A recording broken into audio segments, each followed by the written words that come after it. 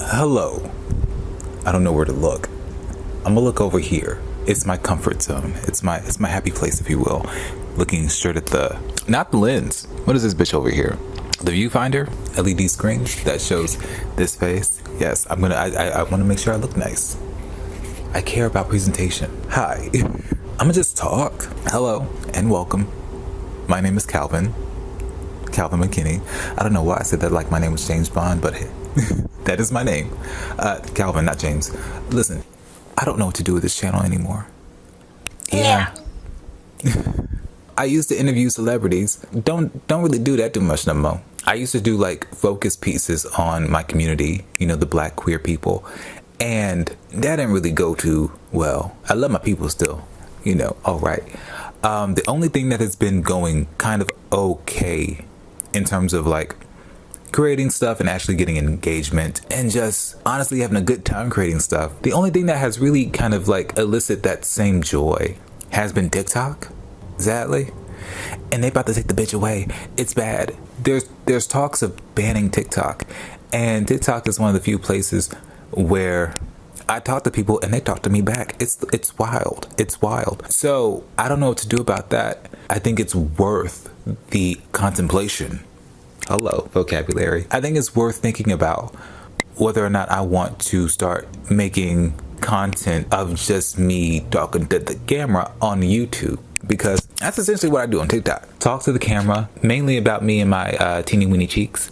That's the video that's gotten the most engagement in all of me putting stuff online. I've never gotten that kind of engagement. And it's not necessarily about like, oh, clicks and views. Even though that's nice. Hello, praise God. It's more about being able to have people who get you, which was nice. It was nice. Like people who were laughing with me, people who were laughing with me instead of at me. So many people laugh at me. Not so many people, but enough to hurt a bitch. It's something. I don't know. TikTok, when I post there, it makes me feel good. I get a rush. I feel good feelings. And for a bitch with depression, it's important for me to chase good feelings. Of course, not just outwardly, inward as well. So when I can turn on the camera and like create things that just feel good to me, I want to do that. And if TikTok is not around, I want to still be able to do it somewhere. So I think this is just me trying to set the precedent of something. When I went live on TikTok for the first time, I was making a gingerbread house and failing miserably. It was astonishing how bad I was at making a gingerbread house. Is that easy for anybody? Don't tell me, because I'm gonna feel even more embarrassed. But it's hard, right? Is that not, please somebody tell me gingerbread houses are hard so that I don't feel insane. It was so hard. Nothing wanted to stick together, yet everything got sticky. It was madness. But I digress. I say all that to say this. The title that I gave that TikTok live was Homo Alone. Yes, because it was Christmas time, and then Macaulay Culkin. So it was very that. But yeah, if I make content where I'm just talking down the barrel of a camera, and if I just transfer my chaotic TikTok energy over to here, that's what it's gonna be. Homo Alone. Yes, because I'm gay, alone, and I'm always home. So it feels right. It feels right.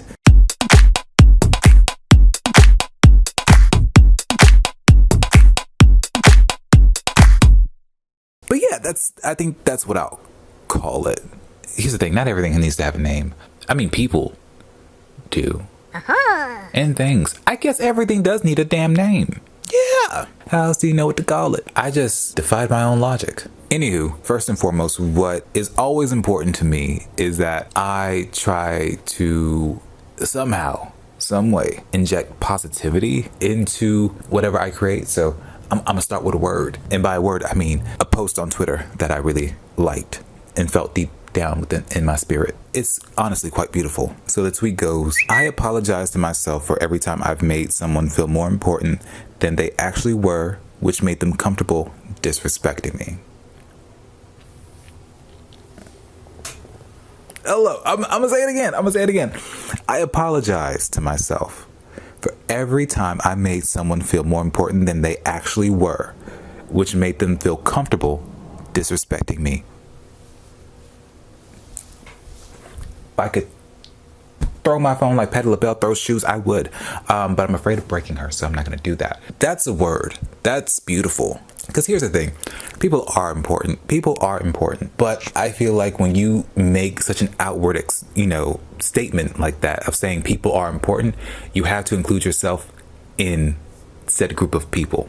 So when you identify and acknowledge that people are important in this world, you also need to make sure that you are also treating yourself as if you are one of the important people as well. And I feel like someone like me who has issues with self-confidence, who has issues with finding their voice, a past of being bullied, having to question, their not only their self-confidence, but their self-esteem.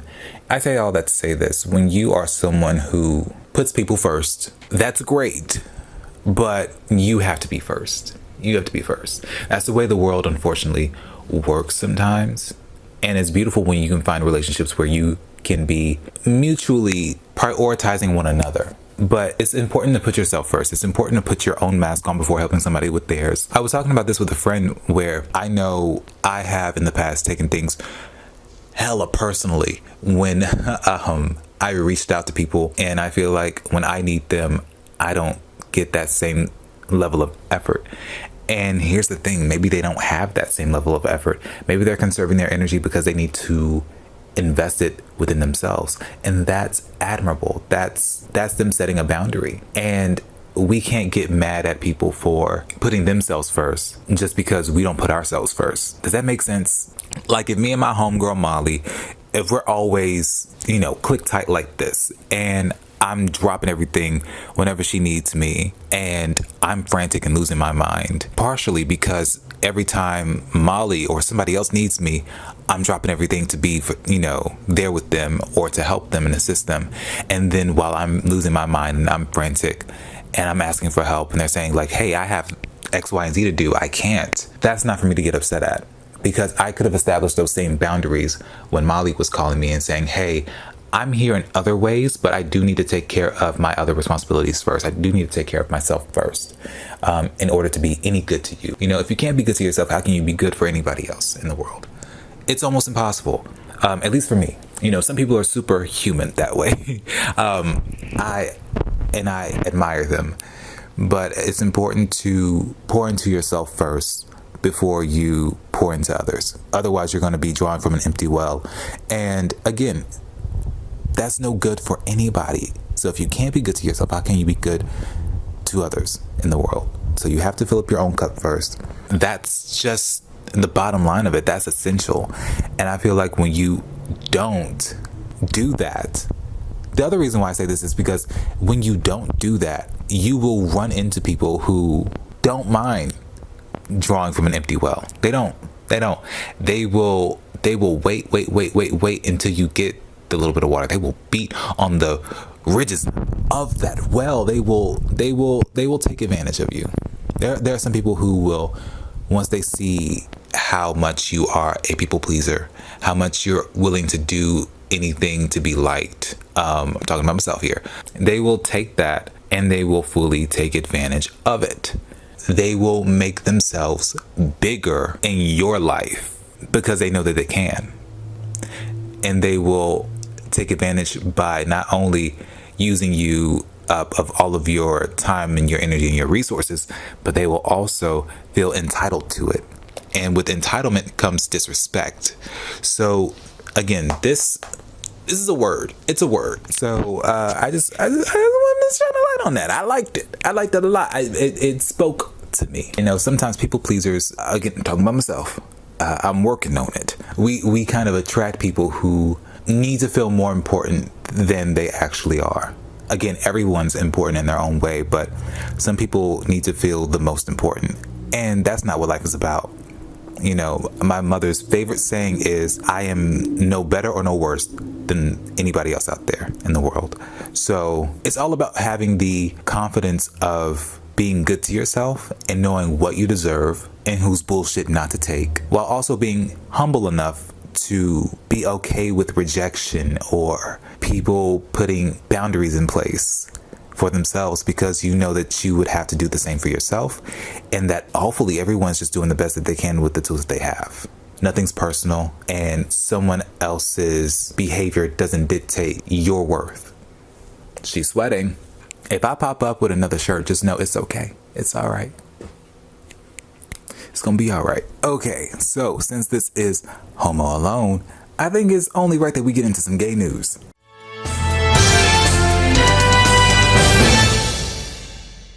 I'm looking at my notepad right here. Okay. Here's the thing. Jerrod Carmichael. Jerrod Carmichael has been trending for like the last 2 weeks straight because of his, I mean, not straight, but like he's been trending for the last 2 weeks homosexually. Quite literally because of his new reality show where he's, exploring his newfound life of being an out and proud gay man. Lovely. Amazing. So incredibly happy for him. A few thoughts. A few things. Here's the thing. People were wilding about him expressing his feelings for Tyler, the Creator, and those feelings not being reciprocated, which I don't know if I would have shown that on TV. Listen, and I wrote a whole book about getting friend zoned, rejected, and hurt in the name of trying to find love. So I felt the pain. I felt the pain. I felt the cringiness of it, the secondhand embarrassment of it all. And it's just, I honestly didn't mind that part. It was actually quite relatable. I don't think I would have had the bravery to show that on TV, but different strokes, different folks. Listen, I think what people were really taken aback by was like him just showing and being so open with his like hookups, it seemed. I don't know if that's the right word for it, but he literally has someone's whole foot in his mouth. And I also think leading into the second week of when he was trending, it being someone who is white, he just had their entire foot just down his throat, just like the toes were hitting the tonsils. It was like a lot. Again, different shows, different folks. It won't be me. No, thank you. Feet don't do it for me. They just don't. They go on the floor. So that should not be up here. But I think the real issue was what was underlying. It's one of them words.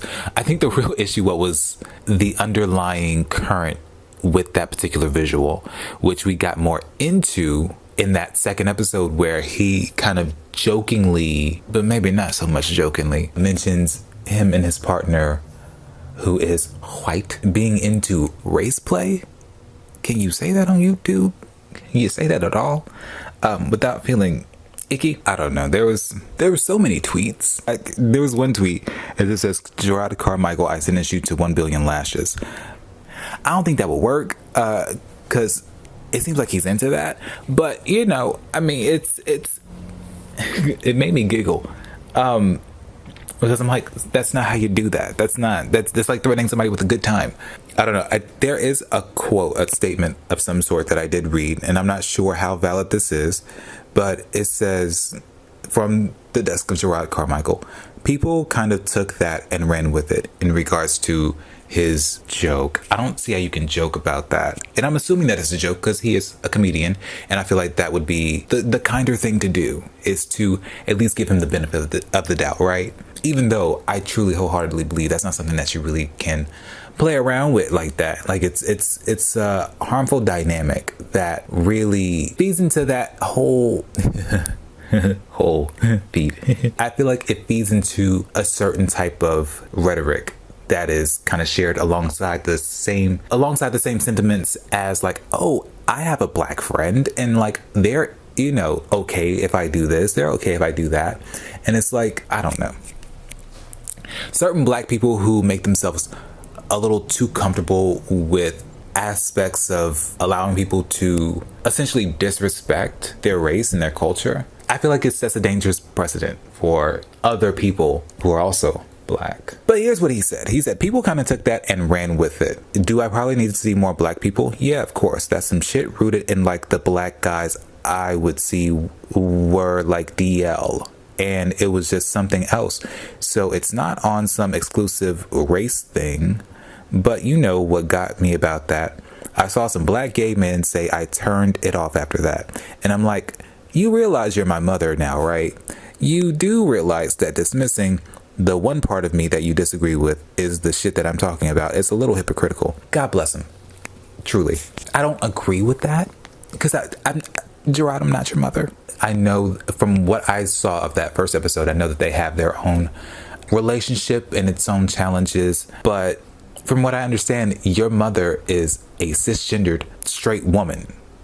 So black queer men or black queer people who have an opinion on what you're doing, what you're showing, what you're promoting, essentially, I think they have more insight. We're not outside of the community judging what you're doing. We are a part of the community that you are also representing, and we're saying, hey, that can be harmful to the rest of us. I don't think it comes from a place of where we're your mother. We're not your mother. I feel like we're not your mother. We're not. We just happen to disagree. People disagree, and that happens. So yikes. But I just don't feel like that's a fair thing to say. But I also don't know how valid this is. So I should probably fact check this and see where it comes from. But yeah, I just wish him the best. Bless his heart. I don't know. You know what? I'm actually more concerned about the fact that Jerrod Carmichael came out the closet and I haven't seen him with a t-shirt on since. I feel like that's what we really need to be talking about. I don't know what he was doing in the closet all that time. I don't know if he was just full on Angela Bassetting, waiting to exhale every crew neck that was in the closet while he was in it. And then when he came out, he said, I will not be bound by nary a crew neck ever again. But ever since he came out the closet, I don't think I've seen that man in a t-shirt. Not once. I could be wrong. Have I? I don't know. Is that what happened though? Is that what happened, Gerard? Is it what happened? Because if so, if it was like, hey, like, I'm gay now, fuck shirts, I get it. Like, I do. I feel like every gay person has like a symbol of oppression that they kind of like nix out of their lives once they come out the closet. For me, it was sleeves.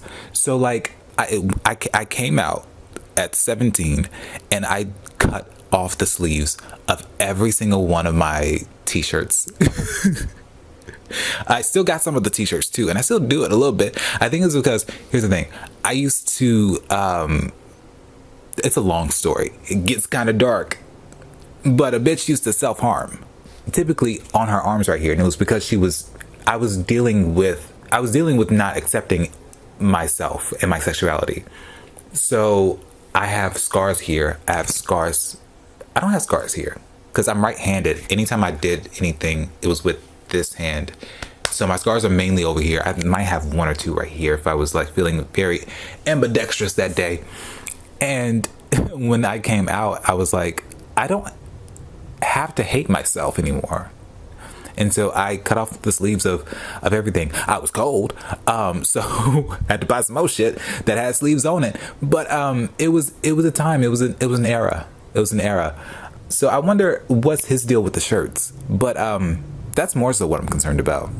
Honestly, I might cut these off. I am sweating through this light gray t-shirt. Yes, I am. As a matter of fact, I think I'm going to change and then come right back. Okay, a bitch is back and in black. Where were we? Jerrod Carmichael. But yes, I did fact check, and that quote comes from an interview with GQ from 2022. Okay, we're rhyming. Practically Nicki Minaj here. Okay, and that was, of course, way before his reality show premiered on HBO Max, now Max. So that's not in relation to these current episodes that are streaming now, but it is in reference to his views on how black queer people are viewing his dynamic with being gay and being, I guess, attracted to white people, which nothing wrong with that. But there's issues with the race play thing, so I'm moving on. Okay, Beyonce, because Beyonce is always gay news, has been doing amazing things. She sold, 407,000 records of Cowboy Carter. Amen. Isn't that great? Praise God. Beyonce really did something special with that album. Dare I say, she made me proud to be country. I always tell people I'm from Tennessee, the home of country music and racism. And I say that with a shameful giggle, typically. But, you know, Beyonce and this album reminds me that I too have always been country. And I appreciate that. I appreciate her using the word country, because I feel like some people say country, some people say southern. They use them interchangeably.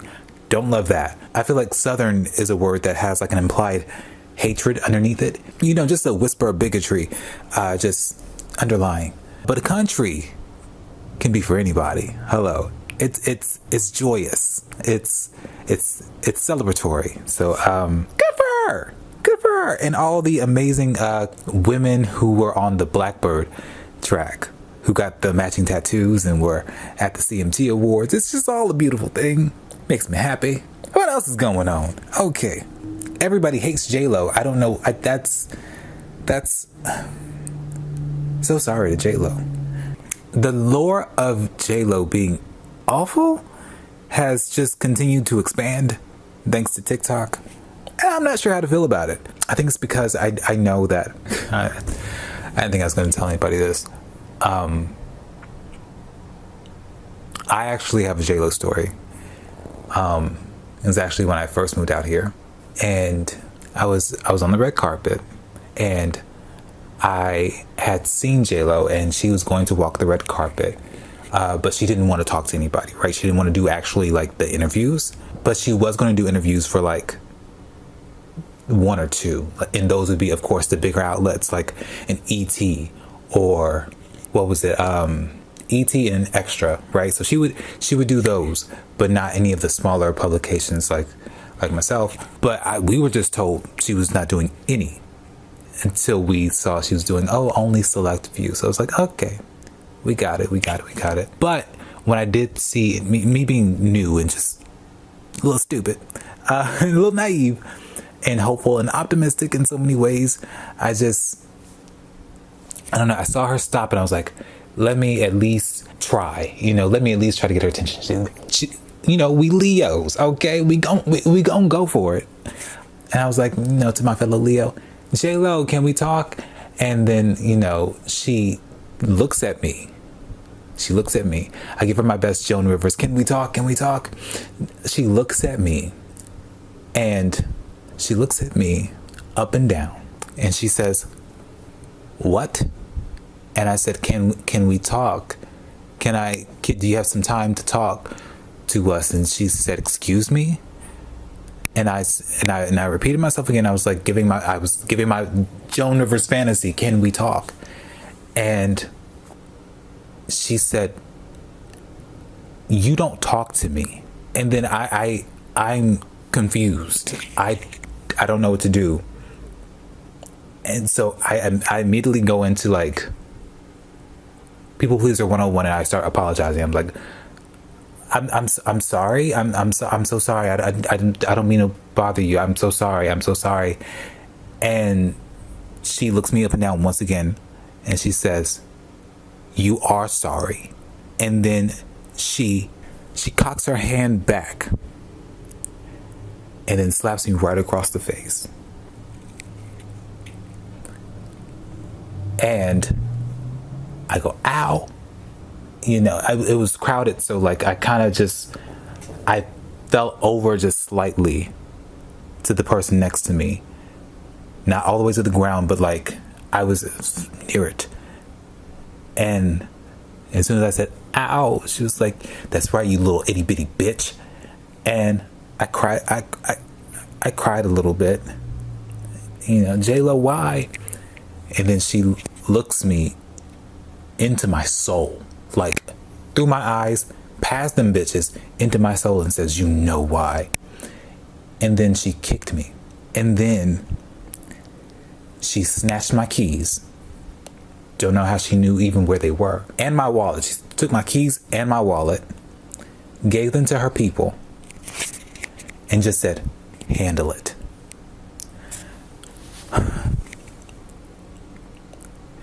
She found my address. She broke in. Stole my dog. To this day, I don't know where Reggie is. Mostly because it didn't happen. But You would imagine, right? You would think so. With all the stories that's been happening, it didn't sound too fucking far off, right? But yeah, people got a lot of stories about J-Lo. I don't know, man. Yeah, she's Jennifer Lopez. I don't know. A part of me doesn't feel like she deserves all the hate that she's getting. She deserves more. No, I'm kidding. I mean, I don't know. I don't know. Here's the thing. It's not a crime to be an asshole, but it's also not nice to be one either.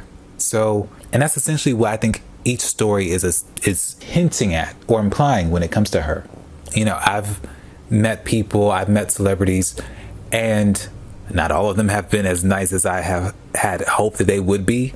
A lot of them have been disappointments, but the beautiful thing about it is when you have those experiences, you allow those people to disappoint you, and you understand the importance of separating the art from the person and being able to enjoy the art, you know, and loving their work versus loving them as people, because we don't know these people as people.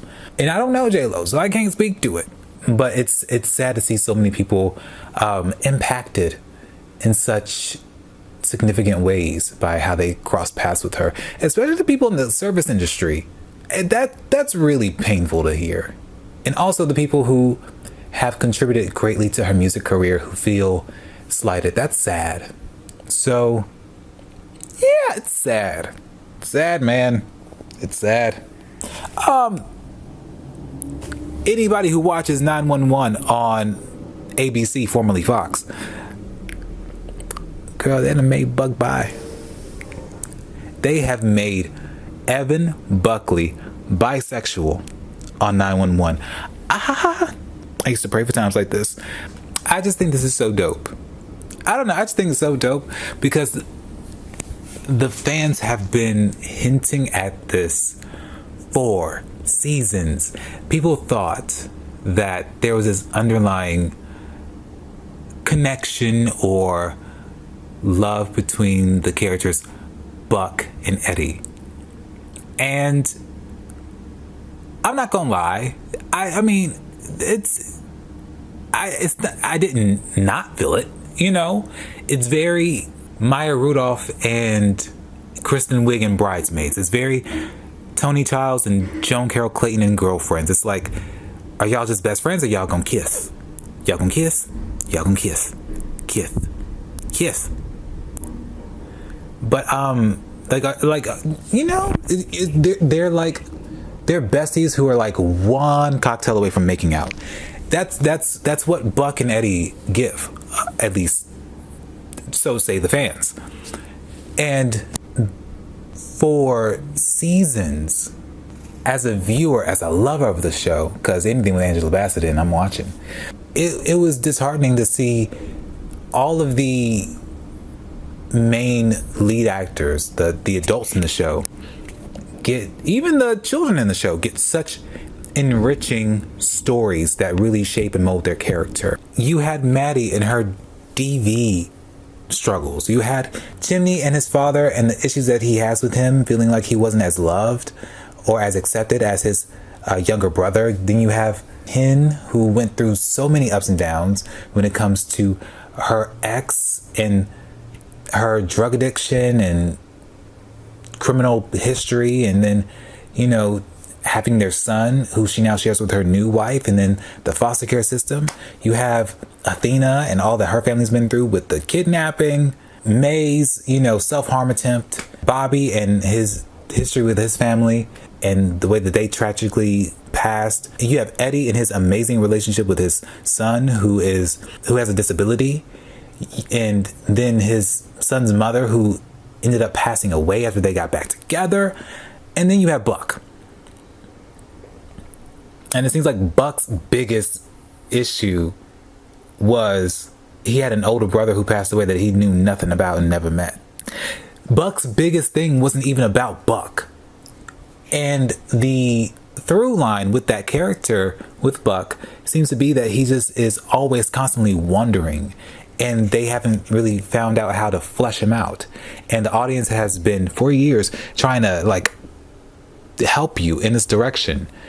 And so now with him discovering this extension of his sexuality, I think it's so dope. And I think they did it in such a beautiful, satisfying way as a viewer.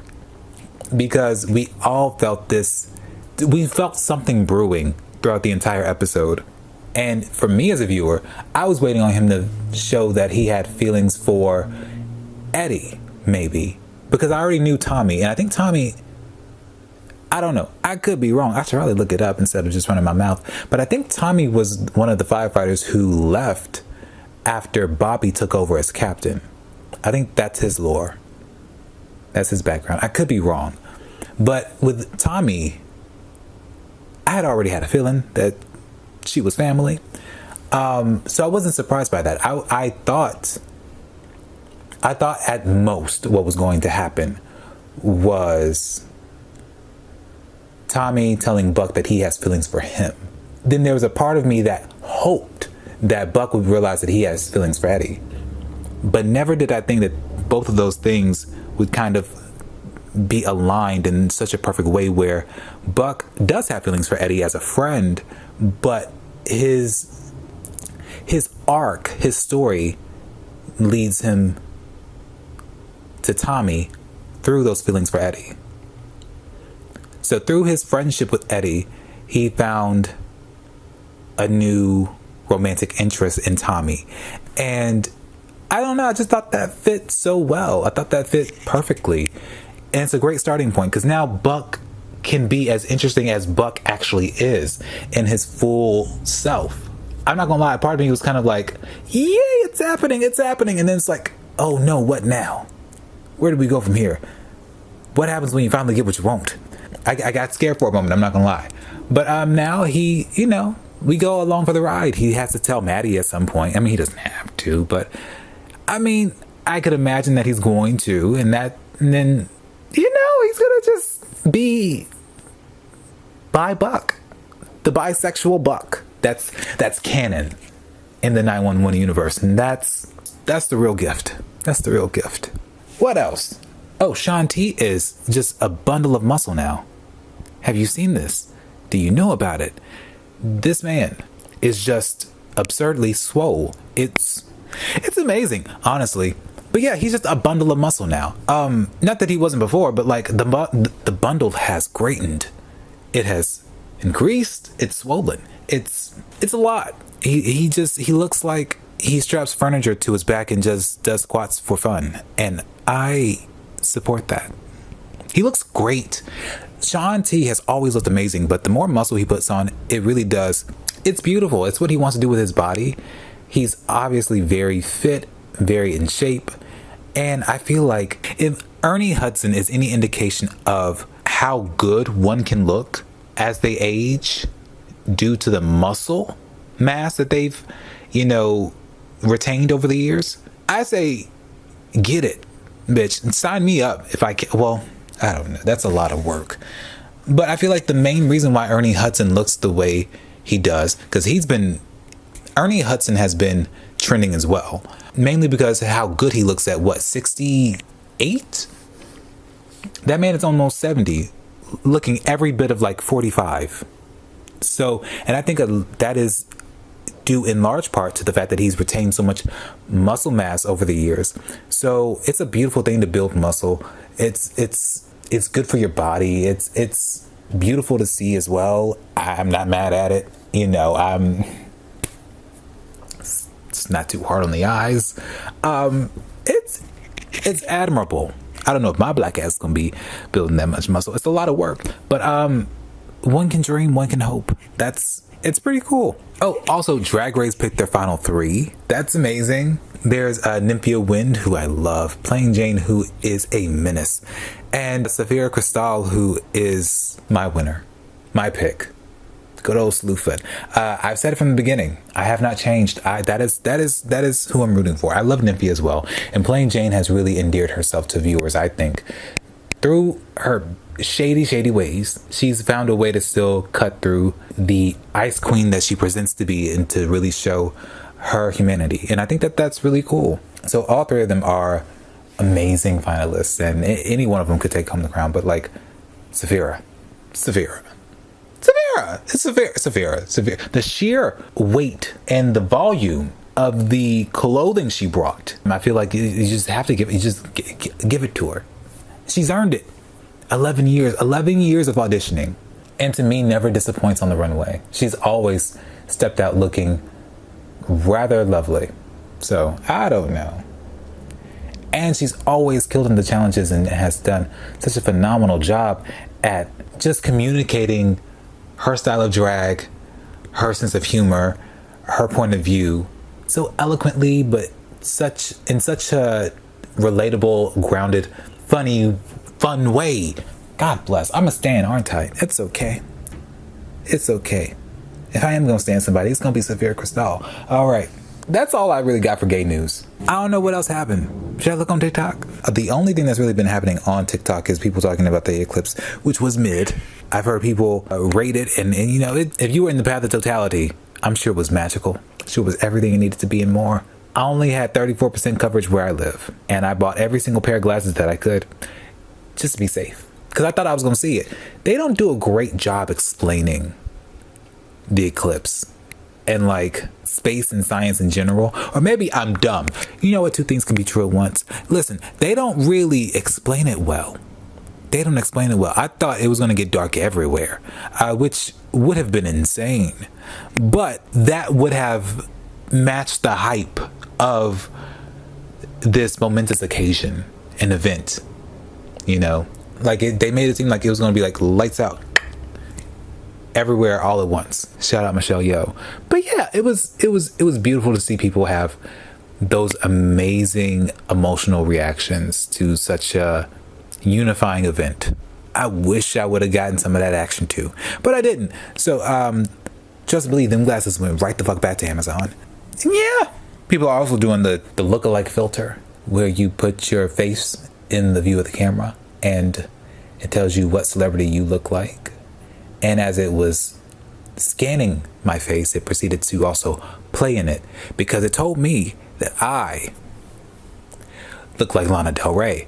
And beautiful, beautiful, beautiful, beautiful gowns. I don't see it. Or hold on. No.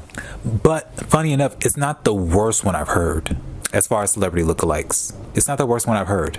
I've gotten Kirk Franklin, Bobby Valentino, an older Vic Mensa. We're the same age, by the way. Kyle Massey when I was younger, because I was a little big. I was bigger. I don't know. Whenever someone has said I look like somebody, they've always chosen violence. So, and TikTok is no exception. It loves to violate me. So I'm not sure who I look like. I think it's just me. I think it's just myself. I mean, I was hoping to get like maybe a young Terrence Howard, you know, adjacent, at least. No. The nicest one I've gotten is Omari Hardwick, and I know that's a lie. Man, it's fine. I'm nothing to sneeze at either, but Omari, come on. I love being delusional, but I don't want nobody to throw me into an institution. I really don't. So I'm not going to agree to that. But yeah, I think I just look like myself. I want to see a really good one. I want to see a really good one. TikTok ought to work on that. They told one white man he looked like Michelle Obama, and I have not recovered since. So maybe it's better if they don't. TikTok, actually keep doing what you're doing. It's funny. But otherwise, that's pretty much it. That's all I have to say. I talked for so long, too long, some would say. It's me. I'm some. We'll see if I post this. Bye. I don't know how to end this,